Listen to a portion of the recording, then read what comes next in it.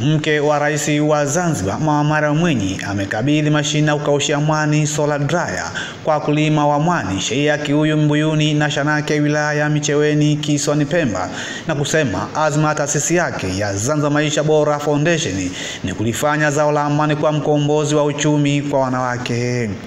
Mashine hiyo iliyogharimu zaidi ya shilingi milioni 63 inatajwa kuongeza ubora wa zao la mwani, ambapo Mama ameitaka Wizara ya Uchumi wa Buluu kuendelea kutoa elimu kwa kulima ili kuongeza uzalishaji. Imenifurahisha na ni nia yangu sasa wito kwa wote, Wizara pia ya Uchumi wa Buluu.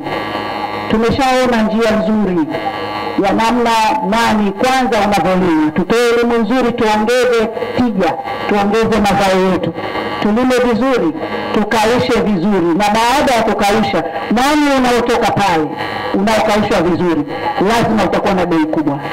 Lakini vile tunasema hatutaki tuuze mwani uliokaushwa tu, tunataka tuongeze thamani.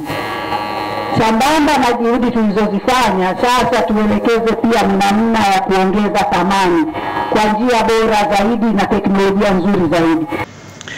Akitoa neno la shukrani kwa niaba ya kulima wa mwani, Bi Mkubwa Mkasha Shame amepongeza kupatiwa kausho hilo, kwani litawafanya wazalishe na kuuza mwani wenye ubora.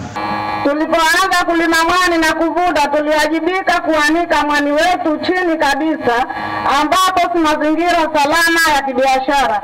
Baadaye tukajengewa machoga ya miti ambayo yalikufa haraka, na ndipo tukajengewa haya ya chuma, na isitoshe leo tuko katika teknolojia ya kisasa kabisa.